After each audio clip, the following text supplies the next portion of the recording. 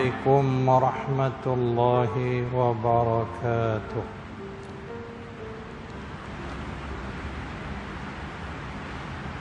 الحمد لله نحمده ونستعينه ونستغفره ونؤمن به ونتوكل عليه ونعوذ بالله من شرور أنفسنا ومن سيئات أعمالنا من يهده الله فلا مضل له ومن يضلل فلا هادي له ونشهد أن لا إله إلا الله ونشهد أن محمدا عبده ورسوله.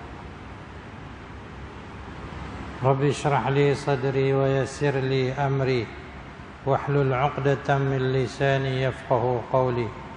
سبحانك لا علم لنا إلا ما علمتنا إنك أنت العليم الحكيم. Sebagai muqaddimah kepada kuliah kita pada malam ni, saya mulakan dengan nasihat yang diberi oleh Al-Imam Al-Ghazali rahimahullahu ta'ala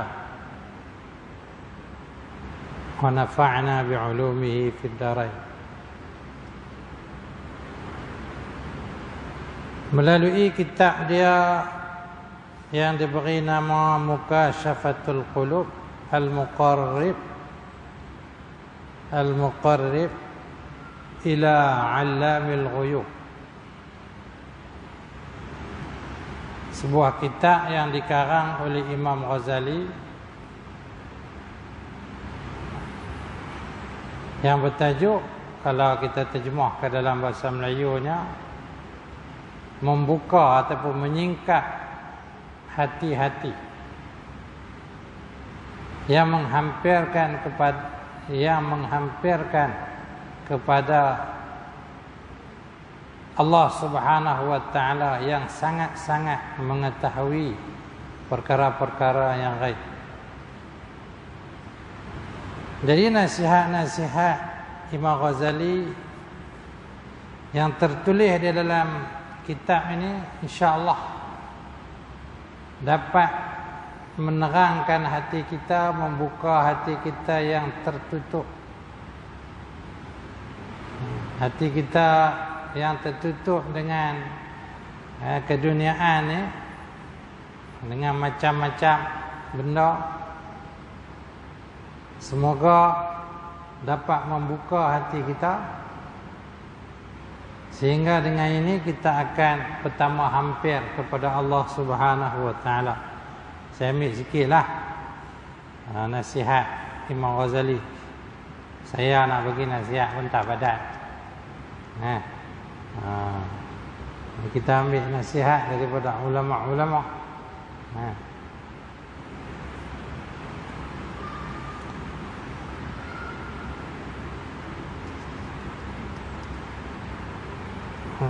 Jadi dia menerangkan tentang, yang pertama sekali ialah tentang bagaimana perlu ada dalam diri kita ni perasaan khauf, perasaan takut kepada Allah Subhanahu wa taala. Yang mana itulah tujuan daripada kita belajar ilmu. Pasal hari ini kita belajar, kita menuntut ilmu hari ini, terutamanya ilmu agama ni. Kita mai kuliah maghrib, kita dengar ceramah, kita mengaji kitab dan sebagainya, ialah untuk menimbulkan khasyah, untuk menimbulkan khauf, takut kepada Allah. Innama yakhshallaha min ibadihil ulama. Dalam Quran sebut, hanya saja yang takut kepada Allah ni ialah ulama, orang-orang yang ada ilmu. Jadi tujuan kita belajar ilmu ni nak datangkan takut kepada Allah.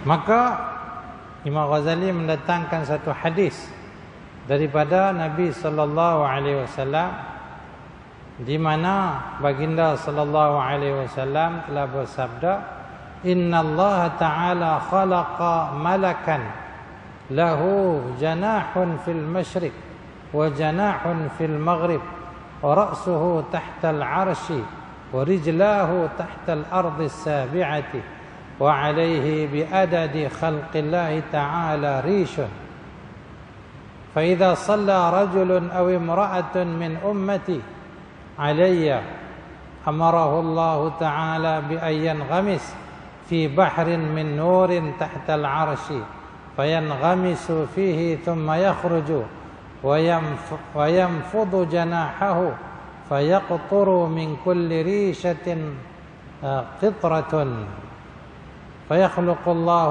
ta'ala min kulli qitratin malakan yastaghfiru lahu ila yaumil qiyamah. Masya-Allah. Baginda sallallahu alaihi wasallam bersabda, sesungguhnya Allah Ta'ala telah mencipta satu malaikat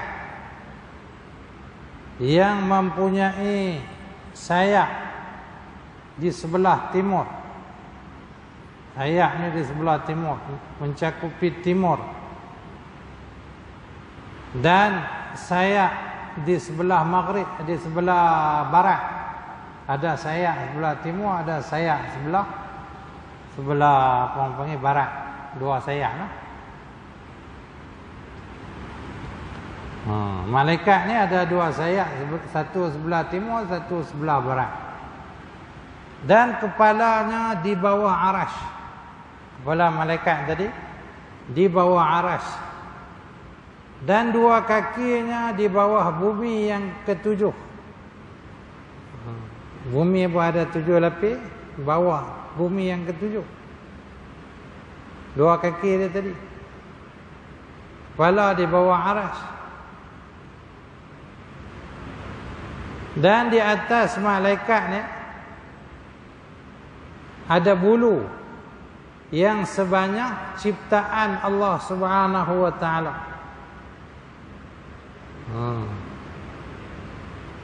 Wa alaihi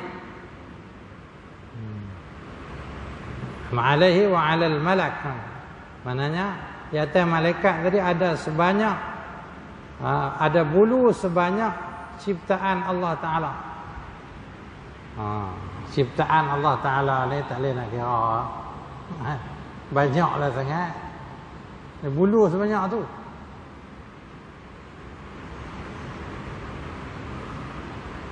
Maka apabila berselawat seorang lelaki atau seorang perempuan daripada umatku kepadaku, ke atasku,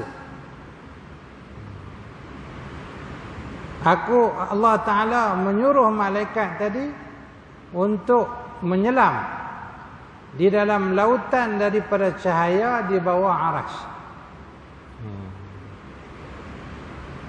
Bila satu orang laki-laki atau perempuan dia berselawat ke atas Nabi sallallahu alaihi wasallam, Allah Taala suruh malaikat tadi menyelam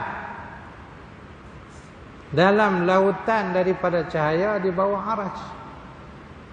Di bawah arasy tu ada lautan daripada nur. Lalu malaikat tadi menyelam dan kemudian dia pun keluar. Bila ada selam lah, kemudian dia pun keluar daripada laut tadi dan dia mengibaskan sayapnya. Sayap ni sebelah timur satu, sebelah barat satu. Atas malaikat tadi ada bulu. Sayapnya lagi ada bulu lah. Bulu tadi sebanyak bilangan makhluk Allah Ta'ala. Tak boleh kira lah berapa banyak makhluk Allah Ta'ala. Apabila dia kibas sayap dia, dua sayap dia tadi, lalu menitislah daripada setiap bulu tu satu titisan.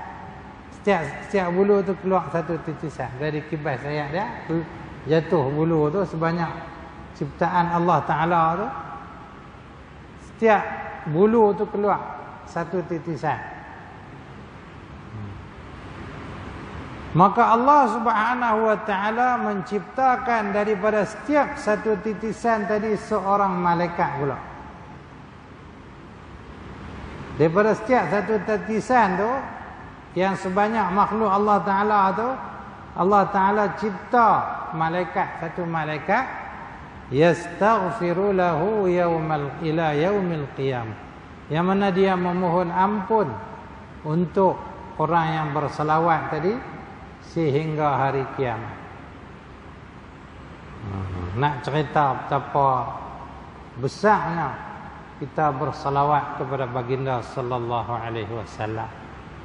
Orang yang berselawat kepada Nabi sallallahu alaihi wasallam akan mendapat kebaikan di dunia dan hari akhirat. Jadi sebab itu kita janganlah lalai daripada berselawat kepada Nabi sallallahu alaihi wasallam. Sebab itu perintah Allah. Allah Taala pun berselawat, innallaha wa malaikatahu yusalluna 'alan nabi. Sesungguhnya Allah dan para malaikat berselawat ke atas Nabi. Ya ayyuhalladzina amanu, wahai orang-orang beriman, sallu alaihi, kamu berselawatlah kepada Nabi. Allah Taala suruh.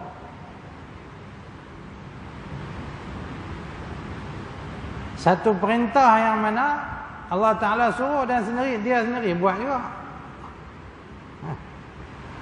Allah Taala suruh orang beriman semayang, tapi Allah Taala tak semayang. Allah Taala suruh orang beriman keluar zakat ke apa semua, puasa, tapi Allah Taala tak keluar zakat, tak puasa. Tapi untuk selawat ni Allah Taala sendiri selawat dan para malaikat pun berselawat dan suruh kita orang beriman ni berselawat. Kalau kita tak mau lagi nak selawat, memang kita ni lalai semualah. Memang kita ni kalau kita tak selawat ni kena minta ampun dengan Allah atas sebab kelalaian kita. Allah Ta'ala kata sallu alaihi wa sallimu taslima. Selawatlah ke atasnya dan ucapkanlah salam. Bukan takat selawat, ucap salam. Jadi sebab itu kita hari-hari janganlah kita lupa kepada baginda sallallahu alaihi wasallam untuk kita berselawat dan kita mengucapkan salam. Kalau kita istiqamah dengan berselawat ke atas Nabi sallallahu alaihi wasallam, Allah Taala akan mudahkan urusan dunia kita, lebih-lebih lagi akhiratlah. Dunia Allah Taala akan mudahkan. Qala ba'dul hukama salamatul jasad fi qillati at-ta'am. Sebahagian ahli hikmah mengatakan selamatnya tubuh badan itu pada kurangnya makanan. Nah, bagi sihat elok makan jangan lebih-lebih, kadar keperluan tubuh badan saja. Wa salamatur ruh fi qillatil athar, dan selamatnya rohani kita pada kurangnya dosa. Rohani kita akan jadi sihat apabila kita meninggalkan dosa-dosa.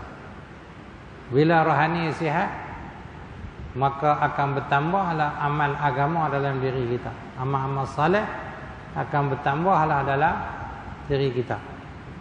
Tetapi bila kita lakukan dosa, maka titik hitam akan datang, akan wujud dalam hati kita dan akan menggelapkan hati kita, menyebabkan kita begitu berat untuk melaksanakan kebaikan-kebaikan. Jadi dengan dosa tadi menyebabkan hati kita tadi tidak bersih, tidak selamat. Wa salamatud din fi salah ala khairil anam. Dan selamat agama itu dalam berselawat kepada sebaik-baik makhluk. Sebaik-baik makhluk, iaitulah baginda sallallahu alaihi wasallam.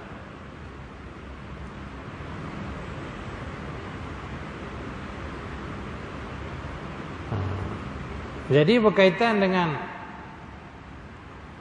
khauf, takut kepada Allah ni, Allah Subhanahu wa taala telah berfirman dalam satu ayat, A'udzu billahi minasy syaithanir rajim.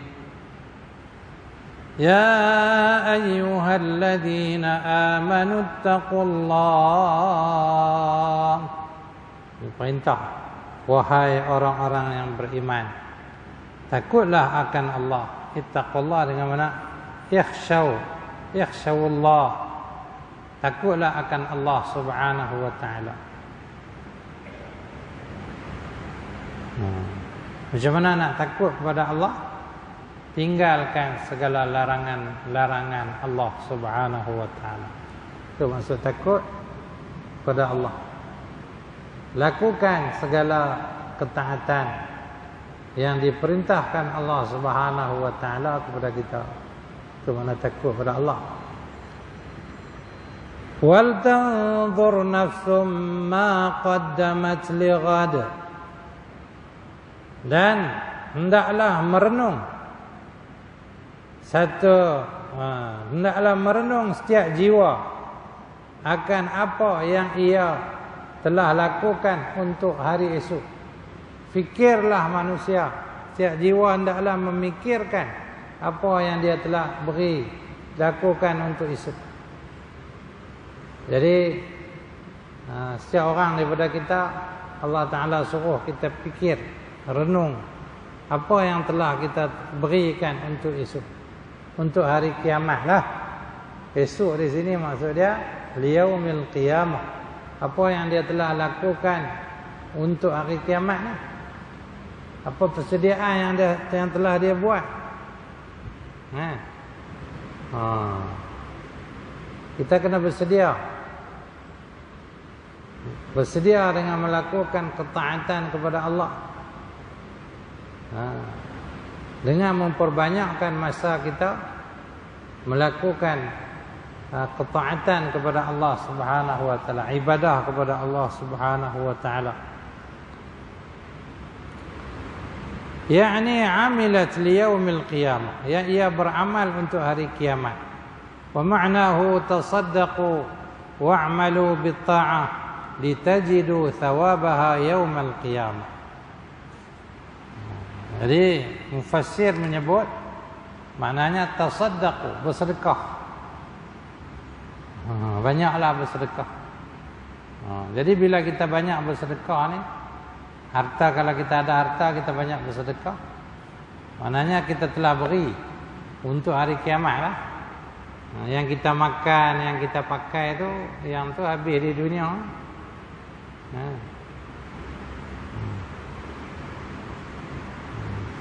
Sebab itu untuk keperluan kita ringkaskan. Yang banyaknya kita nak bagi untuk simpanan akhirat. Itulah cara orang-orang saleh. Satu orang sahabat yang sangat-sangat zuhud, nama dia nama lupa. Dia ni hidup dengan penuh kezuhudan. Dan dia sangat memusuhi orang yang menimbunkan harta ni. Sangat-sangat memusuhi. Dia bagi petua, kata haram lah, macam-macam. Akhir sekali jadi bila dengan sebab dia sedikit pada diri dia tu macam ada sedikit keras lah dalam bab ni, bab kezuhudan ni. Sahabat tadi telah dibuang dia keluar Mekah oleh Sayyidina Osman. Dia kena duduk di Rabzah, nama tempat Rabzah.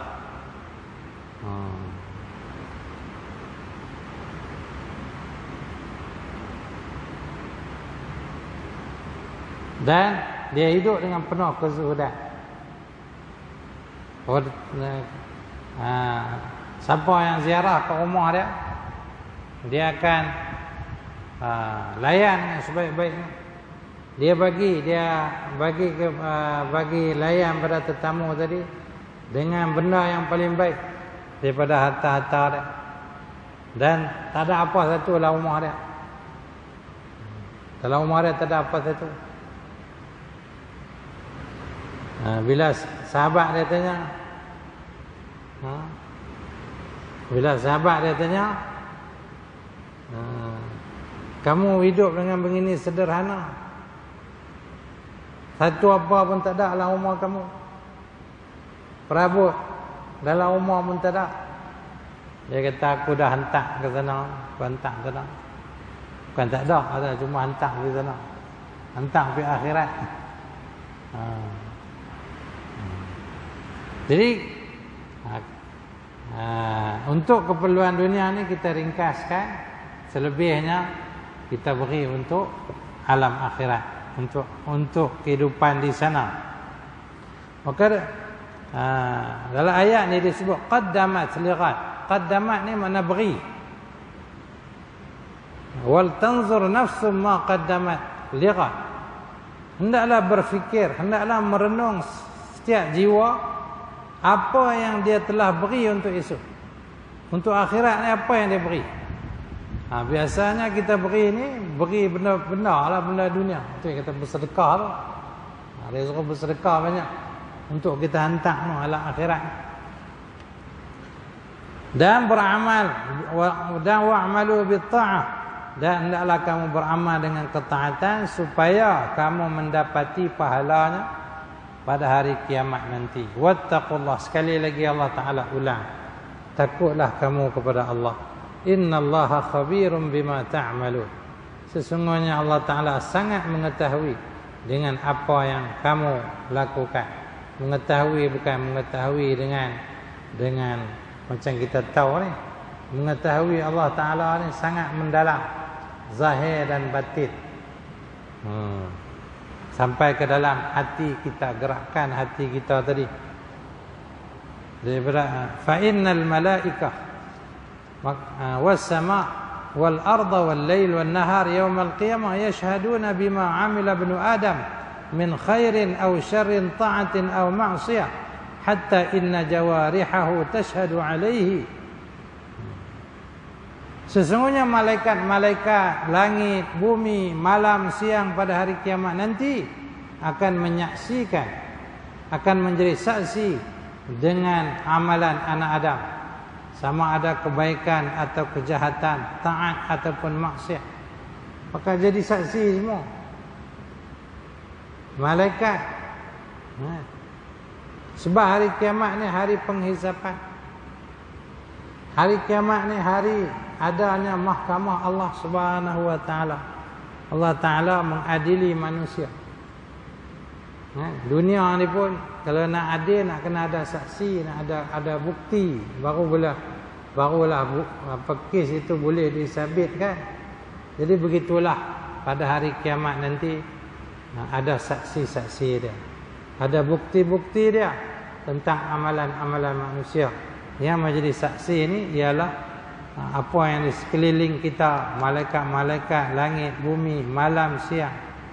Sehingga anggota-anggota manusia tadi akan menjadi saksi kepadanya. Bumi akan menjadi saksi kepada orang yang beriman dan orang yang zuhud.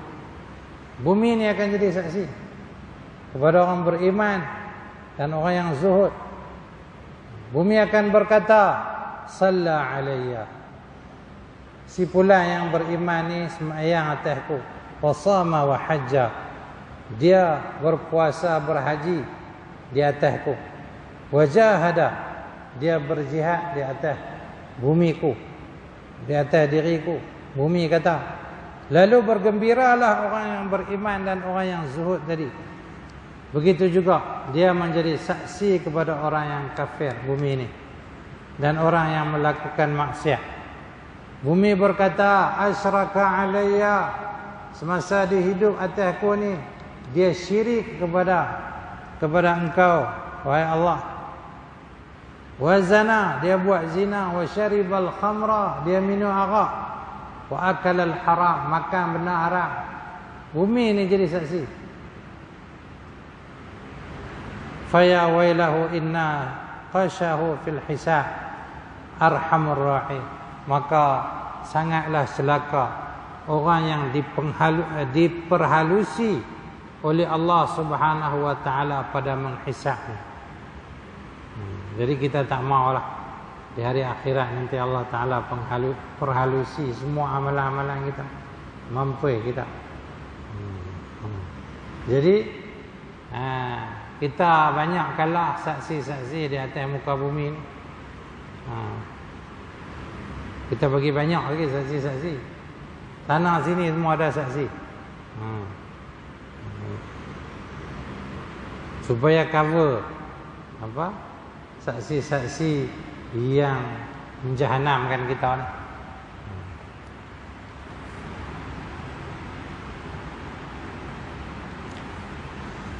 Jadi orang beriman itu ia takut kepada Allah dengan seluruh anggota-anggotanya.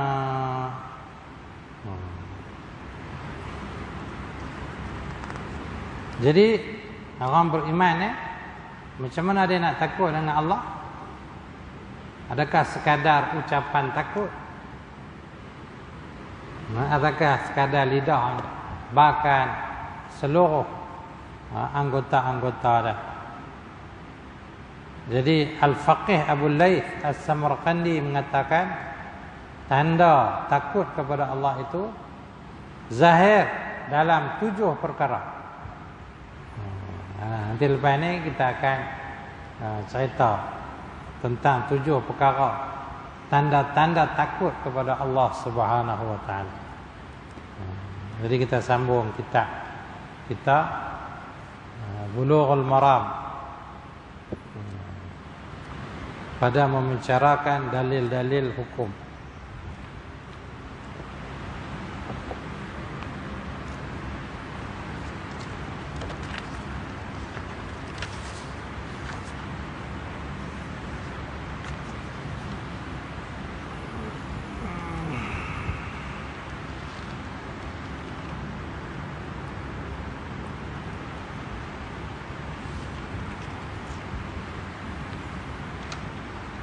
Jadi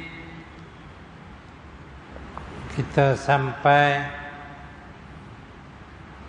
pada kitab ni muka surat 192 hadis yang ke-10.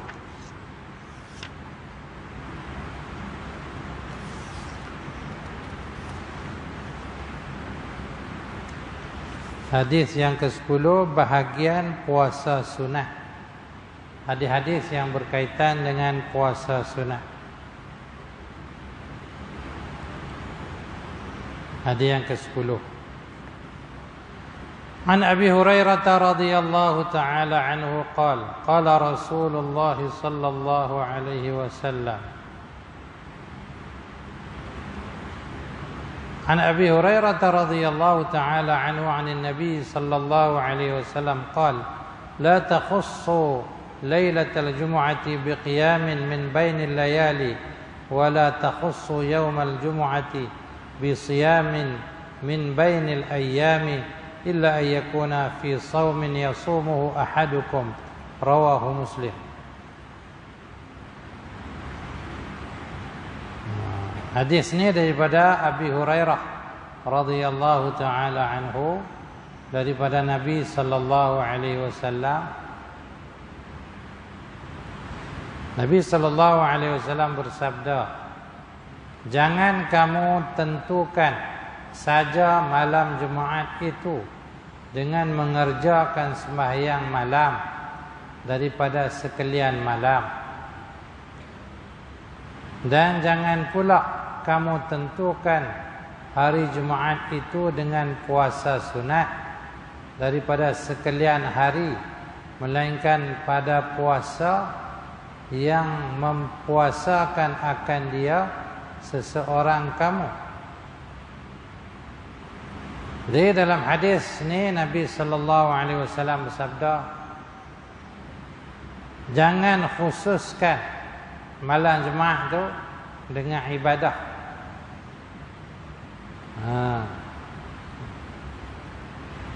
Jadi dia nak buat ibadat tu hanya dia nak buat qiyamul lail ke, hanya pada malam Jumaatnya. Jadi ada hadis gitu. Nabi SAW la takhusu, jangan, larangan, jangan khususkan malam Jumaat tu dengan qiyam daripada di antara malam-malam.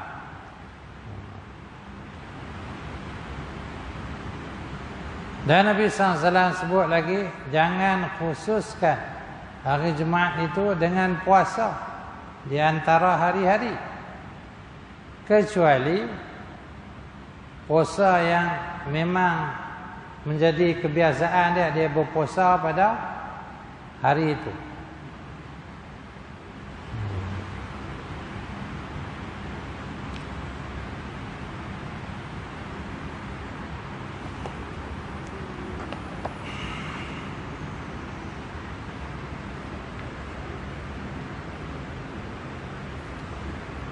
Jadi beribadah pada malam Jumaat ni memang hebatlah. Kelebihan dia pun hebat sebab malam Jumaat.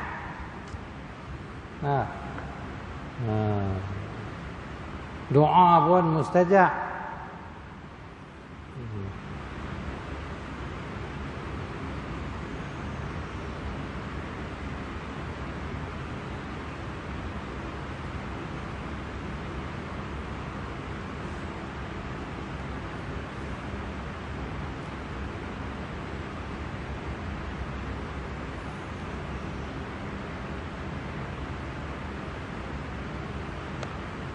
Dalam syarah ni disebut,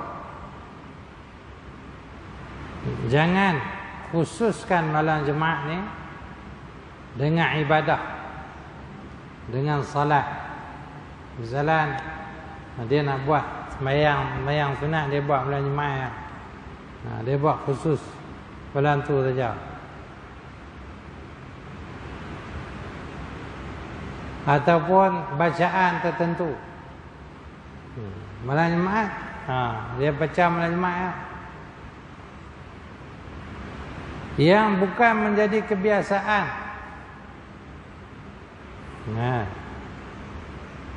Bacaan yang bukan menjadi kebiasaan,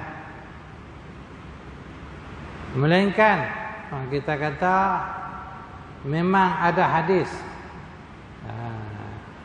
yang mengatakan surah tertentu dibaca pada malam Jumaat.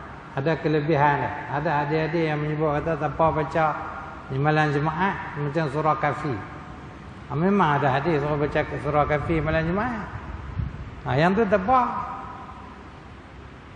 Mai nak baca surah Kahfi, tunggu hari Jumaat.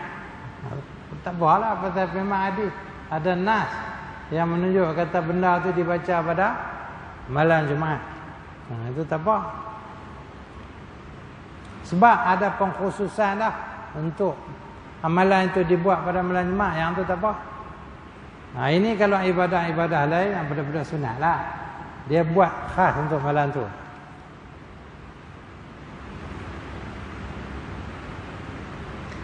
Begitu juga puasa. Misalnya dia ni puasa selang sehari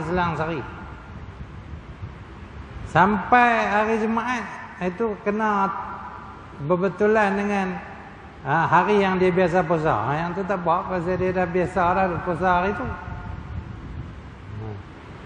Dia dah puasa selang 2 hari.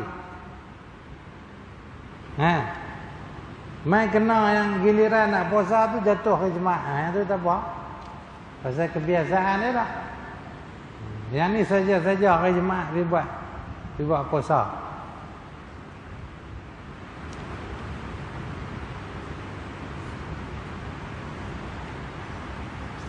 Cuma tegahan tadi disebut la yasuman tu.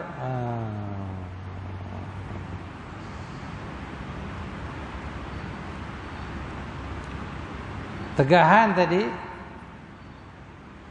ialah kalau di sisi mazhab Syafi'i mengatakan an-nahyu litanzih. Tegahan tadi makruh sajalah, bukan kata haram. Tak semestinya hadis yang disebut kata jangan itu semua haram. Tengok uraian ulama lah macam mana. Jadi tegahan tadi ialah litanzih, makruh tanzih, makruh yang tak sampai tahap haram. Wa innama nuhiya an ifrad yaumil jumu'ah bis-shiyam li'alla yatashabbah bi ahli al-kitab fi ta'zim a'yadihim. Jadi tegahan untuk mengasingkan, mengkhususkan hari Jumaat tadi dengan puasa. Dia puasa saja, puasa hari Jumaat ni supaya dia tak mau nak serupa dengan orang Yahudi, ahli kitab, dalam membesarkan perayaan-perayaan mereka. Jadi orang Yahudi ini ada orang ahli kitab lah, ahli kitab ni Yahudi Nasara kan. Dalam setengah-setengah perayaan-perayaan mereka, mereka nak membesarkan, mengagungkan, mereka puasa hari Jumaat. Jadi untuk mengelak daripada tasyabbuh, menyerupai ahli kitab tadi, maka dilarang untuk kita mengkhususkan puasa pada hari Jumaat. Fa idza sama yawman qablahu aw yawman ba'dahu faqad zala at-tashabbuh. Tapi kalau dia puasa sehari sebelum hari Jumaat ataupun sehari selepas hari Jumaat, maka tidak lagi dikatakan menyerupai dengan ahli kitab. Tak mengapa. Kalau nak puasa juga hari Jumaat tak apa. Sebelum hari Jumaat puasa sehari. Ataupun lepas puasa hari Jumaat tu puasa pula lepas hari Jumaat tu satu hari pula.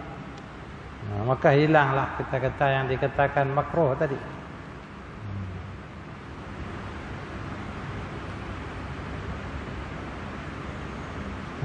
Dalam soal ibadah juga, jadi jangan tunggu hari Jumaat nak buat ibadat tu.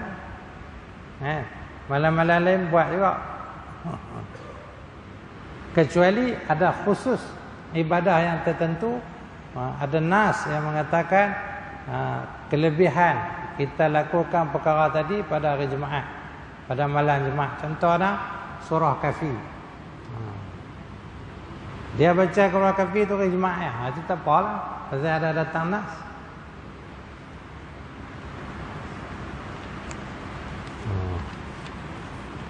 Jadi satu lagi hadis ni yang berkaitan dengan hadis yang kita bacakan tadi itu juga.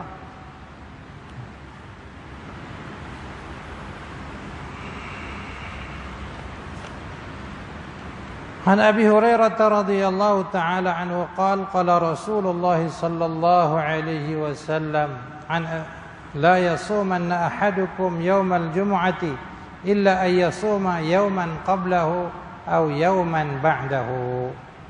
Muttafaqun alaih. Artinya daripada Abi Hurairah radhiyallahu taala anhu, beliau telah berkata, bersabda Rasulullah sallallahu alaihi wasallam, jangan kamu puasa pada hari Jumaat melainkan bahawa ia dipuasakan sehari sebelumnya atau sehari kemudiannya, selepasnya. Kena puasa hari Jumaat sehari sebelum kena puasa ataupun sehari selepas. Maksudnya tidak boleh puasa pada hari Jumaat kalau tidak disertakan dengan puasa hari Khamis atau hari Sabtu. Dan larangan ni makruh, manakala puasa makruh. Jadi begitulah dua hadis. Mudah-mudahan kita dapat ambil pelajaran untuk kita aman dan sampaikan insya-Allah. Subhanakallahumma wa bihamdika asyhadu an la ilaha illa anta astaghfiruka wa atubu ilaik. Assalamualaikum warahmatullahi wabarakatuh.